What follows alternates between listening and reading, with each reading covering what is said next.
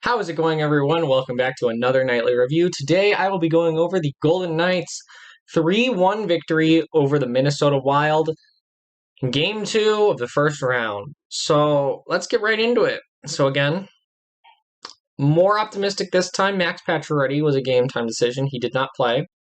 But if he's a game-time decision last night, he may play tomorrow, and I hope so.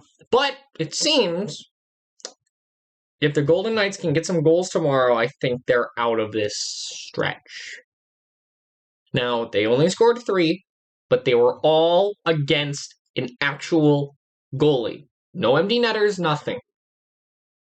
But let's get into the game. First period. Not what you want to see. They talked a lot about before the game about how they need to score first.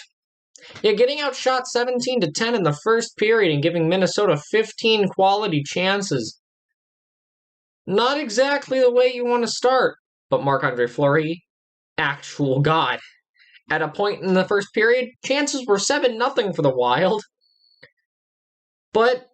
And one more thing that happened in the first period, Tomas Nosek took a hit, and it seems like he did not come back into the game.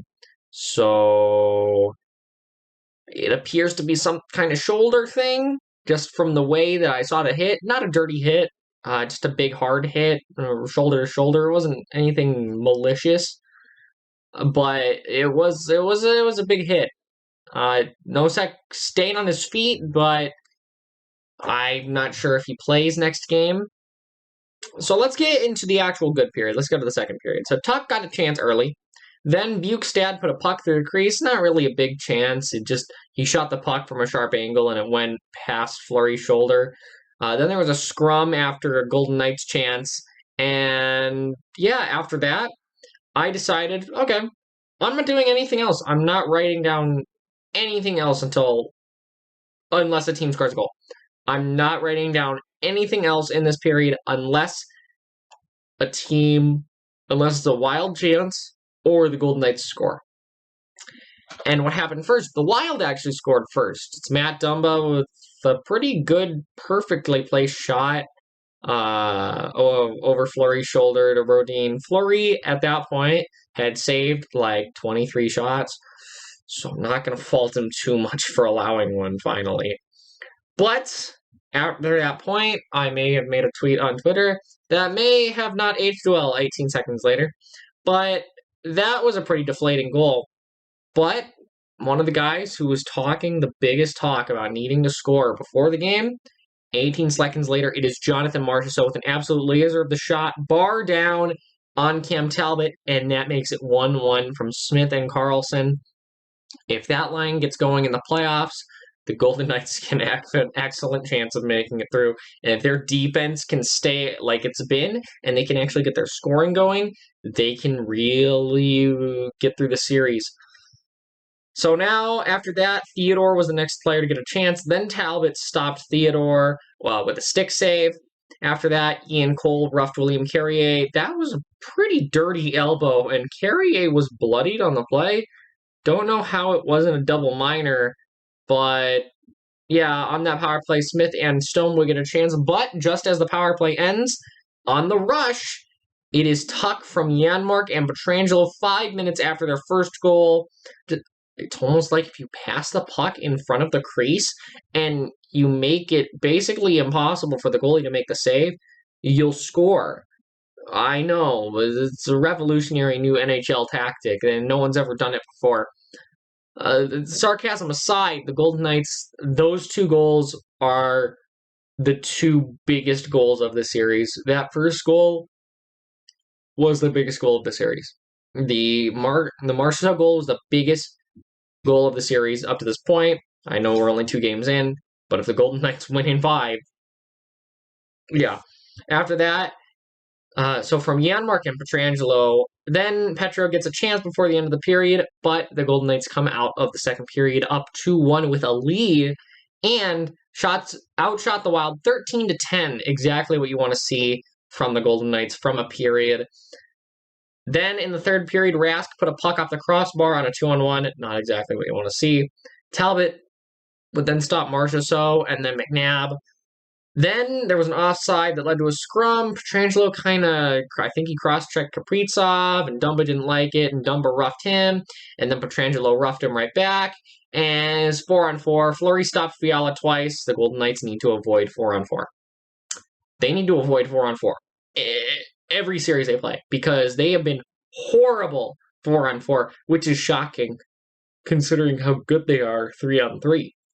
After that, Alex Tuch missed on a pretty big chance, and Fleury absolutely robbed Kevin Fiala. Fleury would then stop Matt Dumba, and Carlson would be the next player to get a chance, but Fleury would then stop Spurgeon. With about 2 minutes left, the Wild would take a timeout and pull Talbot. Fleury would stop Dumba, but only 30 seconds later, after they pulled Talbot, Kaprizov trips Jonathan Marchessault, and the Golden Knights get a power play, and that's the game. If you take a penalty with a minute and a half left, you're probably not winning. You're probably not even getting close to tying it, and they really didn't.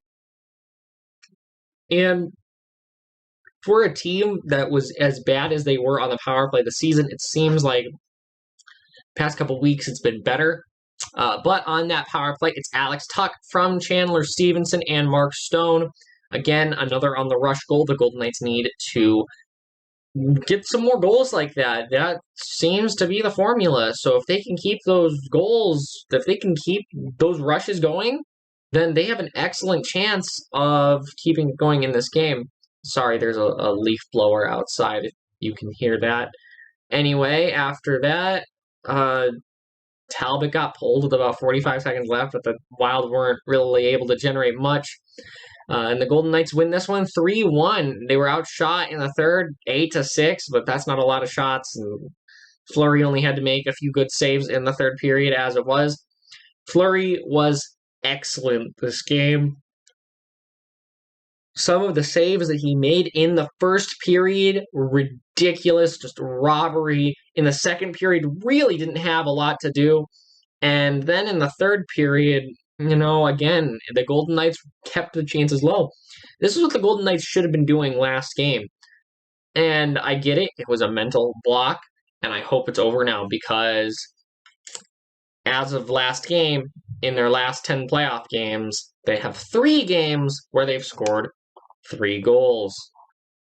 Only 3. 2 where they've scored only 2. And I believe it's like 3 where they have 1. Not exactly a recipe for success. So, yeah, the Golden Knights take this one 3-1. Let's hope the scoring woes are over. If they can put 3 again next game, I can probably say they're officially over, but we have to see to find out. The Golden Knights head to St. Paul, a place where they've never won in regulation. Okay. The Golden Knights, I believe that changes the series, but we'll see. I thought it was going to change this season with 4 games in St. Paul, but it didn't happen. So total shots in this game were 35-28 for the Golden Knights, or for the Wild, I should say. Power plays, the Wild were 0 for 1, and the Golden Knights were 1 for 2. 3 stars Marc-Andre Fleury played ridiculously. Alex Tuch with his amazing 2-goal performance. Speaking of Alex Tuch, thanks, Minnesota. Anyway, and Jonathan Marchessault. All 3 of those players, huge. I get it, they were the guys that scored, but those were some huge goals, especially for this team. And it is great that they finally can get out of this. This is a big stepping stone game. I think if they win next game, and they can put some goals in the net, then I think they have an excellent chance of winning the series, especially considering they would only have to win 2 games out of their next 4. So, that out of it, because the Wild would have to win 3. 3 out of 4 versus 2 out of 4 is a big difference. So, that's it for this one, guys. The Golden Knights take Game 2, so series is tied 1-1. Let's go on Thursday and let's take a game in St. Paul. Let's do it. That's it for this one, guys. If you want to follow me on Twitter and get my thoughts on the game during the game, you can follow me at 2_pad. And that is it for this one, guys. I will see you next time.